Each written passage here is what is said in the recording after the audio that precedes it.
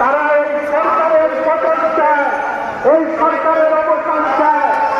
আত্মজনী করে থাকেন, বামপন্থীদেরকে সরকার বিরোধী ধরনের থেকে দূরে রাখবেন এবং এইটার মধ্য দিয়ে সরকার পরিবর্তন হলে ক্ষমতা বামপন্থীদের হাতে না, এইটা জামাতে ইসলামের হাতে যাতে চলে যায়, সেই রাজনীতির খেলা আপনি খেলবেন।